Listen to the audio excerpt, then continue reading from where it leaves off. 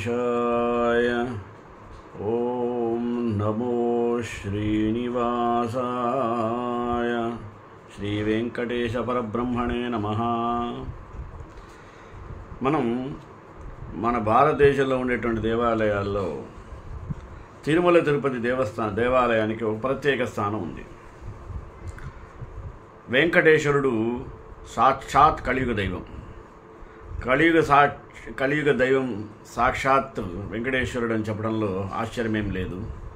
అటువంటి వెంకటేశ్వరుని తలుచుకుంటేనే మనకి ఎనలేనటువంటి ఒక ఆనందం ఉప్పొంగుతుంది. అటువంటి వెంకటేశ్వర స్వామి యొక్క మహాత్యం ఎన్నిసార్లు చెప్పుకున్నా తనివి తీరదు. అలాగే ఈ 7 కొండల యొక్క పారమార్థం కూడా చాలా గొప్పది. దాని గురించి మనం వివరంగా తెలుసుకుందామని ఈరోజు 7 కొండల పరమార్థం అనే అంశంతో మాట్లాడతాను. మొదటగా ప్రార్థన. అభిషిక్తో మహాప్రాజ్ఞో రాజ్యం ప్రాప్య యుధిష్ఠిరః దాశార్హం పుండరీకాక్షం ఉవాచ ప్రాంజలిశుచిః. తిరుమల యొక్క 7 కొండల పరమార్థం గురించి ప్రతి ఒక్కరూ తెలుసుకోవాలి. తిరుమలలో 7 కొండలు ఏమయ్యా? వృషాద్రి, వృషభాద్రి, గరుడాద్రి, అంజనాద్రి, శేషాద్రి, వెంకటాద్రి, నారాయణాద్రి. ఈ 7 చక్రాలు దాటితే ఆనందానుభూతి కలుగుతుంది. ఆనందానుభూతికి నిలయం ఎక్కడ ఉంటుందంటే బ్రహ్మస్థానంలో ఉంటుంది. అందుకే ఆయన 7 కొండల పైన ఉంటాడు. ఈ 7 కొండలు ఎక్కడం కూడా ఒక రహస్యం ఉంది. ఆ 7 కొండలు సాలగ్రామాలే. ఆ 7 కొండలు ఎవరో కాదు, 7 సప్తఋషులే. అక్కడి చెట్లు, పుట్టలు, పక్షులు ఏవైనా మహర్షుల అంశలే. తిరుమలలో పుట్టింది ఏది కూడా సామాన్యమైనది కాదు. అంజనాద్రి వృషాద్రిశ్చ శేషాద్రి గరుడాచలః తీర్థాద్రి శ్రీనివాసాద్రి చింతామణిగిరిస్తథా వృషభాదిర్వరాహాద్రి జ్ఞానాద్రి కనకాచలః ఆనందాద్రిశ్చ నీలాద్రి సుమేరుశిఖరాచలః వైకుంఠాద్రి పుష్కరాద్రి ఇతి నామాని 20. ఈ 20 నామములు పఠించడం వలన సకల పాప బంధాల నుండి విముక్తి కాగలరు. వృషభాద్రి అంటే వృషభము అంటే ఎద్దు. వృషభానికి ఋగ్వేదంలో ఒక సంకేతం ఉంది. ఎద్దు మీద పరమేశ్వరుడు కూర్చుంటాడు. దానికి 4 కొమ్ములుంటాయి, 3 పాదాలు. వాక్కు అంటే శబ్దం, శబ్దం అంటే వేదం, వేదం అంటే ప్రమాణం, వేదమే ప్రమాణము. వేదం యొక్క ప్రమాణాన్ని అంగీకరించిన వాడు మొదట 7 కొండల వాడే. అలాంటి 7 కొండల వాడిని ఎవరైతే ఎక్కుతాడో వాడు ధన్యుడు. అది మొదటి కొండ. ఇక రెండవ కొండ వృషాద్రి అంటే ధర్మం. ధర్మం అంటే నువ్వు వేదాన్ని అనుసరించి చేయవలసిన పనులు, నీకు భగవంతుడు ఇచ్చిన వాటితో మంచిని వినడం, చూడడం, మంచి వాక్కు మాట్లాడడం మొదలైనవి. దాని వలన ఇహలోకంలో పరలోకంలో కూడా నీవు మంచినే పొందుతావు, సుఖాన్ని పొందుతావు. అది చెయ్యడమే వృషాద్రిని ఎక్కడం, రెండవ కొండ. ఇక మూడవ కొండ గరుడాద్రి అంటే పక్షి. ఉపనిషత్తులు జ్ఞానాన్ని పొందడం. షడ్ అంటే జీర్ణం కానిది అని అర్థం. ఒక్క పరమాత్మ మాత్రమే జీర్ణం కానిది. పరమాత్మ ఒక్కడే ఉంటాడు. మిగిలిన వాటికి 6 వికారాలు ఉంటాయి. పుట్టినది, ఉన్నది, పెరిగినది, మార్పు చెందినది, తరిగినది, నశించినది. ఇది 6 వికారాలు అంటారు. ఇవన్నీ పుట్టిన మనిషికి జరుగుతూనే ఉంటాయి. ఈ 6 లేనివాడు భగవానుడు. భా అంటే ఐశ్వర్య బలము, వీర్యము, తేజస్సు మరియు అంతా తానే బ్రహ్మాండమైనవాడు, ఉన్నవాడు, కళ్యాణ గుణ సంపన్నుడు, హేయ గుణరహితుడు. అటువంటి భగవానుణ్ణి జ్ఞానం చేత తెలుసుకోవడమే గరుడాద్రి. 4వది అంజనాద్రి. అంజనం అంటే కంటికి వేసే కాటుక. ఈ కంటితో చూడవలసినవి మాత్రమే చూసినప్పుడు మరియు కంటితో దాంట్లో అంతటా బ్రహ్మమే ఉందని తెలుసుకోవడం కంటికి ఉండేటువంటి కాటుక లక్షణం. ఇదంతా పరమాత్మ సృష్టియే. అప్పుడు అంజనాద్రి దాడుతాడు. శేషాద్రి. ప్రపంచమంతా కూడా బ్రహ్మమే అని చూశాడనుకోండి, వాడికి రాగద్వేషాలు ఉండవు, వాడికి క్రోధం అనేది అసలు ఉండదు, శత్రుత్వం అనేది దరిదేరనీయదు. భగవద్గీతలో గీతాచార్యుడు ఇలా అన్నాడు, తుల్య నిందాస్తుతిర్మౌని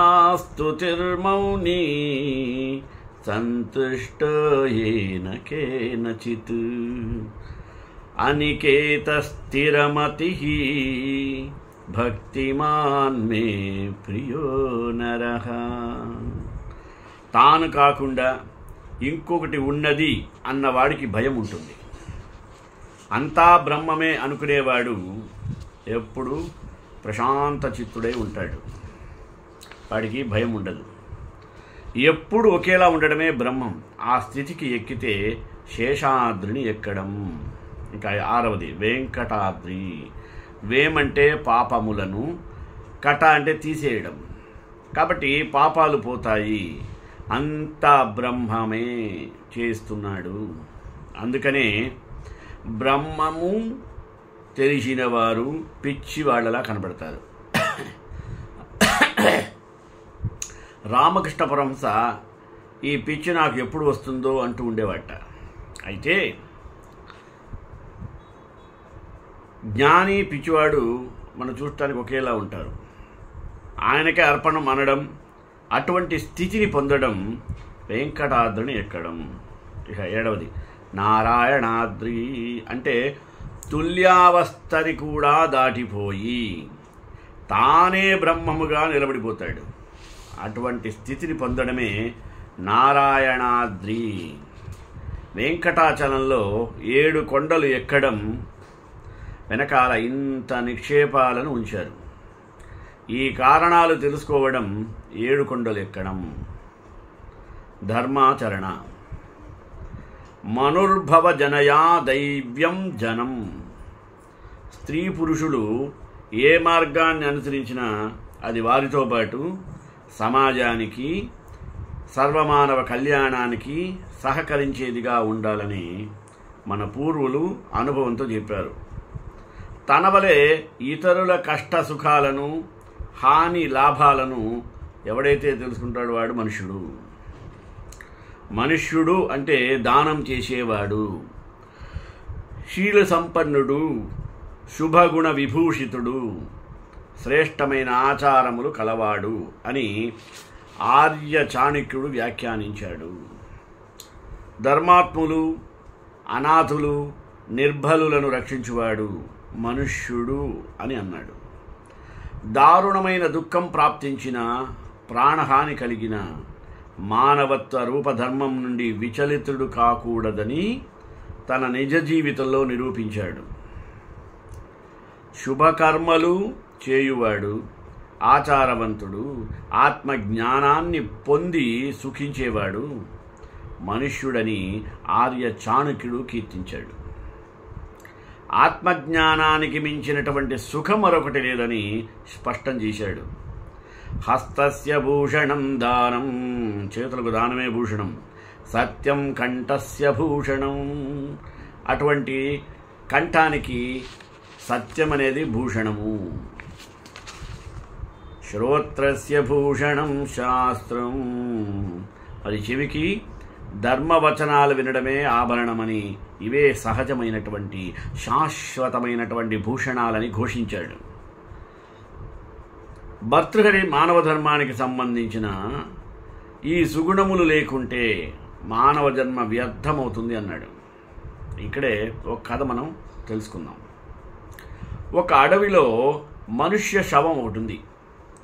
కొద్ది దూరంలో మహర్షి తపస్సు చేసుకుంటున్నాడు.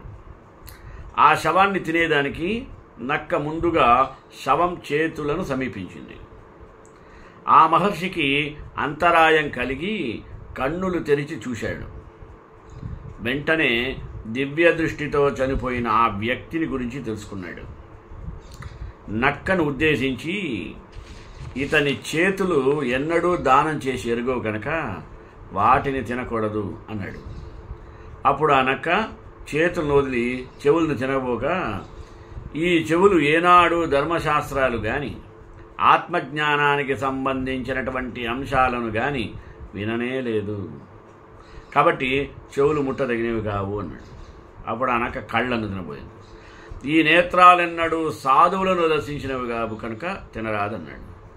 అప్పుడు ఆ నక్క కాళ్లను తిందామనుకుంది. అది గ్రహించి, ఆ కాళ్ళు ఏనాడు మానవులకు భవసాగరము నుంచి తరింప సజ్జనులను తీర్థాలను దర్శించి ఎరుగవు కావున దాన్ని తినడానికి అవి కూడా తగినవి కావు అన్నాడు. మృతుడి ఉదరం అన్యాయార్జితంతో పెరిగింది కాబట్టి అది తినకూడదని ముని చెప్పాడు. అప్పుడు ఆ నక్క కనీసం తలనైనా తిని పొట్ట నింపుకుందామనుకుంది. బ్రతికి ఉండగానే ఇతగాడి తల గర్వంతో మిడిసి పడుతుండేది, అది తినేందుకు తగింది కాదని మహర్షి వారించాడు. ఈ కథ ద్వారా మనం గ్రహించవలసింది ఏంది? సత్యవాది, ధర్మాత్ముడు, సదాచారశీలి, శౌశీల్యమూర్తిగా మనిషి మెలిగితేనే మానవ ధర్మాన్ని సంపూర్ణంగా నిర్వర్తించినట్లుగా చెప్పబడుతుంది. ఇక తీర్థయాత్రల మహిమలు. ఇంద్రియాలను త్రికరణ శుద్ధిగా పెట్టినవారు, దృఢమైన వారు, మనస్సు కలిగిన వారు, అహంకారము లేనివారు, ఇతరుల నుండి ఏమీ ఆశించని వారు, మితభోజనం చేసేవారు, ఎల్లప్పుడూ సత్యం పలికేవారు, శాంత స్వభావం కలిగిన వారు, తీర్థయాత్రలు చేసిన వారు ఎన్నో యజ్ఞాలు చేసిన ఫలితం వారికి వస్తుంది. మలిన మనస్కులు, పాపాత్ములు ఎన్ని తీర్థాలు చేసినా ఫలితం శూన్యం. దాన ధర్మాలు చేయని వారు తాము చేసిన అపరాధం వలన దరిద్రులవుతారు. అలాంటి వారు దరిద్రులు యజ్ఞాలు చెయ్యరు కనుక పుణ్యతీర్థములు చేసి పుణ్యం పొందవచ్చును. సాధారణంగా బ్రహ్మదేవుడు తీర్థాలలో విహరిస్తుంటాడు. అందులో పుష్కర తీర్థం ప్రసిద్ధమైనది. దానిలో గనక స్నానం ఆచరించినట్లయితే 10 అశ్వమేధ యాగాలు చేసిన ఫలితం వస్తుంది. ఆ పుష్కరంలో 10 సంవత్సరములు నివసించిన బ్రహ్మలోక ప్రాప్తి కలుగుతుంది. జంబూ మార్గంలోని అగస్త్య వటం అనే తీర్థంలో స్నానం చేస్తే అశ్వమేధ యాగం చేయటం వలన కలిగేటువంటి ఫలితం వస్తుంది. కణ్వాశ్రమం, ధర్మారణ్యం, యయాతిపతనం అనేది పుణ్యక్షేత్రం దర్శించిన వారికి అన్ని పాపాలు పోతాయి. ఇంకా మహాకాళం, కోటి తీర్థం, భద్రపటంలో శివుని పూజించిన, నర్మదా నదీ స్నానం చేసిన, దక్షిణ నదీ స్నానం చేసిన, జర్మణ్వతి నదీ స్నానము ఎంతో పుణ్యాన్ని ఇస్తుంది. వశిష్ఠాశ్రమంలో ఒకరోజు నివాసం, పింగం అనే పుణ్యతీర్థ సేవనం, ప్రభాస తీర్థ స్నానము, వరదాన తీర్థ స్నానము, సరస్వతీ నదీ సంగమ స్నానము పుణ్యఫలాన్ని ఇస్తుంది.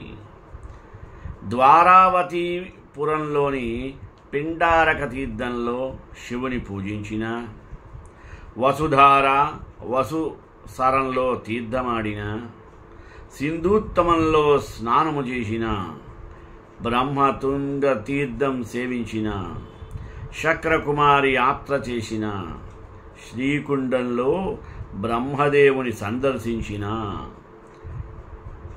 బడబ తీర్థంలో అగ్నిదేవుని సేవించిన, ఎన్నో గోదానములు, భూదానములు చేసినటువంటి ఫలితం లభ్యమవుతుంది.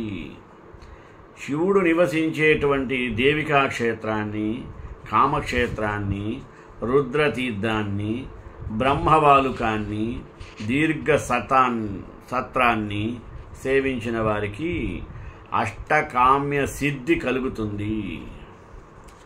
వినశనంలో మాయమైన సరస్వతీ నది నాగోద్భేద, శివోద్భేద, చమసోద్భేదలలో స్నానం చేసినట్లయితే నాగలోక ప్రాప్తి కలుగుతుంది.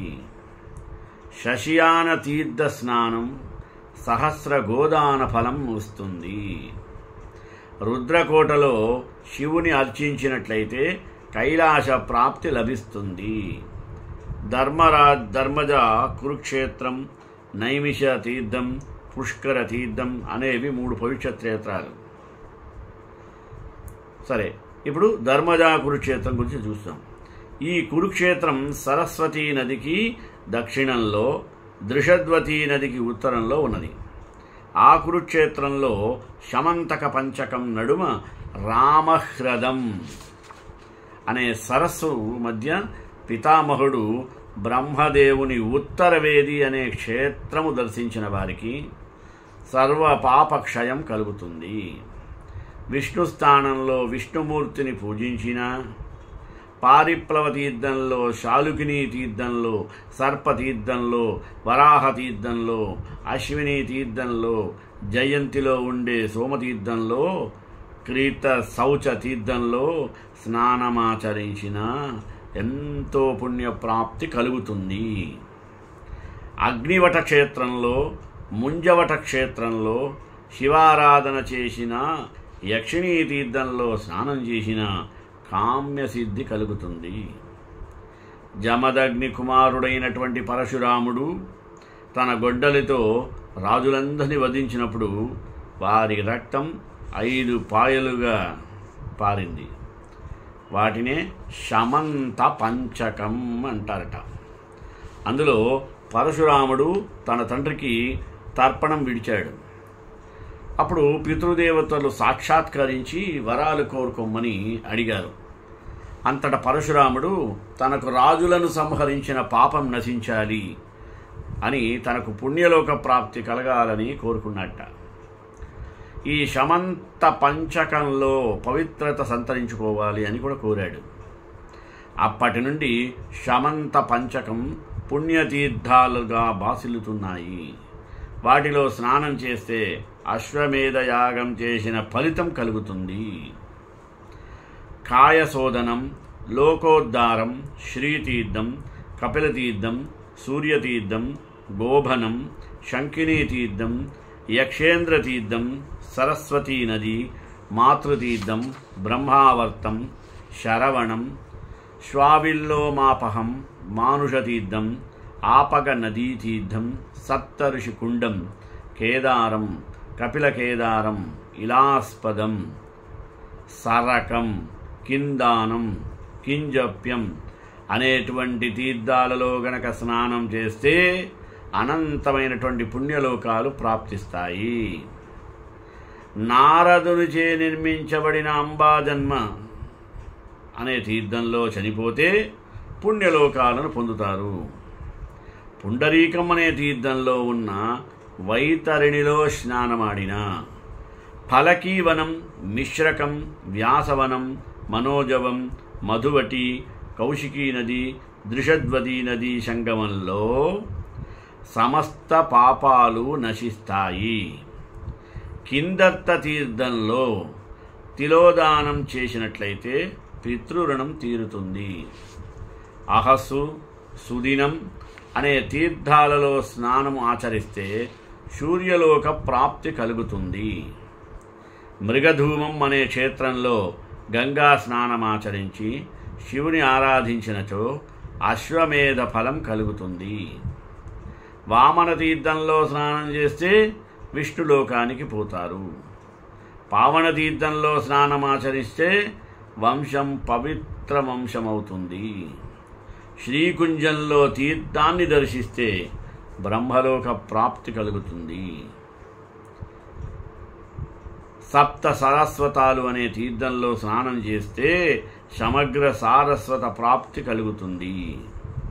ఔషనశం, కపాల మోచనం, విశ్వామిత్రం, కార్తికేయం అనే తీర్థాలలో స్నానం ఆచరిస్తే పాప విముక్తులవుతారు. పృథూక తీర్థంలో చనిపోతే పాపాల నుండి విముక్తులవుతారు. గంగా సరస్వతి సంగమంలో స్నానమాచరిస్తే బ్రహ్మహత్యా పాతకం ఇట్లే మాయమైపోతుంది. శతం సహస్రం అనే తీర్థాలలో తపస్సు చేస్తే అంతులేని పుణ్యం వస్తుంది. రుద్రపత్ని అనే తీర్థంలో స్నానం చేస్తే సర్వ దుఃఖ విముక్తి కలుగుతుంది. ఏకరాత్రం అనే తీర్థంలో ఉపవాసం చేస్తే స్థ్యలోకం సిద్ధిస్తుంది. ఆదిత్యాశ్రమంలో సూర్యుడిని ఆరాధిస్తే సూర్యలోక ప్రాప్తి కలుగుతుంది. దధీచి తీర్థంలో 3 రాత్రులు నివసిస్తే ఇంద్రలోక ప్రాప్తి కలుగుతుంది. సూర్యగ్రహణ సమయంలో సన్నిహిత తీర్థంలో గనక స్నానం చేసినట్లయితే ఫలం పొందుతారు. ఎలాంటి ఫలం అంటే అశ్వమేధ యాగం చేయటం వల్ల వచ్చే ఫలాన్ని పొందుతారు. ధర్మతీర్థంలో స్నానం చేస్తే ధర్మాచరణ కలుగుతుంది. జ్ఞానపావనం, సౌగంధికం అనే తీర్థాలలో గనక స్నానం చేస్తే సర్వపాపాలు పోతాయి. సరస్వతీ హ్రదం నుండి వచ్చే జలంలో స్నానం చేస్తే అశ్వమేధ యాగం చేసినా ఫలితం వస్తుంది. శాకంబరీ తీర్థంలో ఒకరోజు శాకాహారం తపస్సు చేస్తే పుణ్యం లభిస్తుంది. ధూమావతి, రథావర్తం అనే తీర్థాలలో స్నానం చేస్తే దుఃఖం నుండి విముక్తులవుతారు. ఇంకా స్త్రీలకు గౌరవం ఇవ్వడం పై మన వేదాలు స్మృతులు ఏమంటున్నాయంటే స్త్రీలపై దాడులు చేసుకోవడాలు సర్వసాధారణమైన ఈ రోజుల్లో. యత్ర నార్యస్తు పూజ్యంతే రమంతే తత్ర దేవతాః యత్రైతాస్తు న పూజ్యంతే సర్వాస్తత్ర అఫలాః క్రియాః. స్త్రీలు ఏ గృహమునందు పూజింపబడుతున్నారో ఆ గృహములందు దేవతలు క్రీడించుచున్నారు. అలా పూజింపబడని చోట ఎన్ని విధాల మంచి పనులు చేసినా నిరుపయోగమే. స్త్రీలు ఇంటిని ప్రకాశింపజేయు దీపాలైతే మరియు వారు సాక్షాత్ లక్ష్మీదేవుల స్వరూపమే. ఉపాధ్యాయాన్ దశాచార్య ఆచార్యాణం శతం పితా సహస్రం తు పితॄన్మాతా గౌరవేణ తిరిచ్యతే. 10 మంది ఉపాధ్యాయుల కంటే ఒక ఆచార్యుడు, 100 మంది ఆచార్యుల కంటే తండ్రి, 1000 మంది తండ్రుల కంటే తల్లి పూజ్యురాలు. ఈ విధంగా ఉపాధ్యాయుల విశిష్టతను గురించి వివరించబడినది. నెక్స్ట్, పతితా పితా పరిత్యజ్యో మాతా తు పుత్రేణ పతతి. పతితుడైన తండ్రిని వదిలివేయవచ్చును గాని తల్లి ఒకవేళ పతితురాలైనను వదిలివేయరాదు. పతిర్జాయాం సంప్రవిశతి గర్భో భూత్వేహ మాతరం తస్యాం పునర్నవో భూత్వా నవమే మాసి జాయతే తజ్జాయా జాయా భవతి యదస్యాం జాయతే పునః. భర్త భార్యలో ప్రవేశించుచున్నాడు, భార్యనే తల్లిగా చేసుకుంటున్నాడు. ఎలాగంటే 9 మాసముల పిదప భార్య ఎందు తిరిగి పుట్టుచున్నాడు. కాబట్టి భార్య కూడా తల్లిలా పూజ్యురాలే. పత్ని పారీణ హ్యాస్యేషే. ఇంటిలోని ధర్మకు యజమాని స్త్రీయే. మాతృదేవో భవ పితృదేవో భవ అంటూ తల్లిదండ్రులకు వేదాలు దైవస్థానాలను కల్పించిన బ్రహ్మదేవుడు అంతటా తానే ఉండాలనే భావంతో తనకు బదులుగా తల్లిని సృష్టించాడని పురాణాలు చెబుతున్నాయి. ఈనాటి మనుషులకు మాత్రం ఇవేమీ పట్టవు. భార్యను తప్ప మిగతా స్త్రీలందరినీ తల్లిగా చూడాలి అన్న ఎందరు పాటిస్తున్నారో తెలియదు. శ్రీ మహావిష్ణువుకు రాగి పాత్రలో నైవేద్యం అంటే అపరిమితమైనటువంటి ఆనందం ఏర్పడుతుంది. అందుకనే తిరుమల కొండ మీద చేసే గంగాళాలన్నీ కూడా ఇత్తడితోనే ఉంటాయి. సాధారణంగా ఆలయ దర్శనానికి వెళ్ళినప్పుడు అక్కడ అర్చకులు స్వామికి ఓ పాత్రలో నైవేద్యాన్ని పెడుతూ ఉండటాన్ని చూస్తూ ఉంటాం. ముఖ్యంగా విష్ణు ఆలయాల్లో రాగి పాత్రలో నైవేద్యం అంటే అమిత ఇష్టము. దీనికి సంబంధించిన ఒక కథ ఉంది. ప్రతిదానికి ఆ కథ సాక్షాత్ మహావిష్ణువే చెప్పాడు. పూర్వం గుడాకేశుడనేటువంటి రాక్షసుడు ఒకడు ఉండేవాడు. అతడు పుట్టుకతో రాక్షసుడైనప్పటికీ ఎలాంటి రాక్షస లక్షణాలు లేకుండానే దైవ చింతనలోనే కాలాన్ని వెళ్ళబుచ్చుతూ ఉండేవాడు. అలాగే గుడాకేశుడు మహావిష్ణువు యొక్క గొప్ప భక్తుడు. పైగా నిరంతరం మహావిష్ణువు యొక్క నామాన్నే జపిస్తూ అనేకములైనటువంటి ధర్మకార్యాలను నిర్వర్తిస్తూ ఉండేవాడు. ఇది ఇలా ఉండగా ఆ రాక్షసునికి విష్ణువుని గురించి గొప్ప తపస్సు చేయాలనిపించింది. దాని ఫలితంగా ఆ రాక్షసుడు 16,000 సంవత్సరాల పాటు విష్ణువు గురించి ఘోరమైన తపస్సు చేయగా అతని తపస్సునకు మెచ్చినటువంటి విష్ణు భగవానుడు ప్రత్యక్షమై ఏమి కావాలో కోరుకోమన్నాడు. అందుకు గుడాకేశుడు తనకు ఏమీనూ అక్కరలేదు అని కొన్ని వేల జన్మల పాటు తాను విష్ణు భక్తిలో మునిగిపోయే విధంగా వరాన్ని అనుగ్రహించమని కోరుకున్నాడు. అలాగే తన మరణం విష్ణు చక్రం వలన మాత్రం ఏర్పడి తదనంతరం తన శరీరం రాగిలోహంగా మారిపోవాలని కోరుకున్నాడు. విష్ణువు ఆ రాక్షసుడు కోరుకున్న వరాలను అనుగ్రహించి అంతర్ధానమయ్యాడు. గుడాకేశుడు సంతోషించాడు. విష్ణుమూర్తి అనుగ్రహించిన అనంతరం గుడాకేశుడు తపస్సు చేస్తూనే ఉన్నాడు. వైశాఖ శుద్ధ ద్వాదశి నాడు ఆ రాక్షసుని కోరికను తీర్చాలని విష్ణుమూర్తి నిర్ణయించుకొని మిట్ట మధ్యాహ్నపు వేళ తన చక్రాయుధాన్ని ప్రయోగించాడు. తన కోరిక ఎప్పుడు నెరవేరుతుందా అని ఎదురు చూస్తున్న గుడాకేశుడు మిక్కిలి సంతోషించాడు. విష్ణు చక్రం ఆ రాక్షసుని తలను ఖండించేసింది. వెంటనే అతని మాంసమంతా రాగిగా మారిపోయింది. ఆ రాక్షసుని ఎముకలేమో వెండిగా మారాయి. మలినాలు కంచులోహంగా మారాయి. గుడాకేశుని యొక్క శరీరం నుండి ఏర్పడిన రాగితో ఒక పాత్ర తయారైంది. ఆ పాత్రలో విష్ణువుకు నైవేద్యం సమర్పించబడింది. ఆ పాత్రలో సమర్పించబడినటువంటి నైవేద్యాన్ని గురించి సూచించాడు విష్ణుమూర్తి.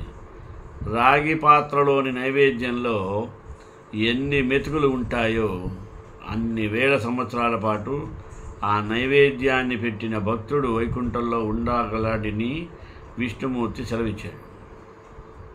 అందుకే విష్ణుమూర్తికి రాగి పాత్రలో నైవేద్యం సమర్పించడం వెనుక ఇంత కథ ఉందన్నమాట. పైగా అటువంటి రాగి పాత్రలో నైవేద్యాన్ని పెట్టిన భక్తుడు వైకుంఠంలో ఉండి సకల భోగాలను అనుభవించును. తీర్థం రాగి పాత్ర ద్వారానే వేయడం వలననే రోగాలు సోకకుండా ఉంటాయని అర్థం. సత్యనారాయణ స్వామికి ఎర్ర గోధుమ నూక ప్రసాదం ఎంతో ఇష్టం. పరమశివునికి చిమ్మిలి, గణపతికి కుడుములు, మహాలక్ష్మికి పానకం వడపప్పు, లలితాదేవికి గోక్షీర అన్నము పులిహోర, కృష్ణునికి అటుకులు బెల్లం. ఇలా ఒక్కొక్క దేవతకు ఒక్కొక్క ప్రసాదం అంటే ప్రీతి. ఆ ప్రసాదం ఇష్టం వెనుక కూడా మనకు తెలియనన్ని విషయాలు ఎన్నో ఉంటాయి. మన ఆరోగ్యానికి మంచి శక్తినివ్వడమే లోకా సమస్త సుఖినో భవంతు. శ్రీకాంతాయ కళ్యాణ నిదే నిదేదినాం శ్రీ వెంకటనివాసాయ శ్రీనివాసాయ మంగళం మంగళాశాసనపరిమదాచార్యపురోగమై సర్వేశ పూర్వైరాచార్య సద్గురుతాయాస్తు మంగళం.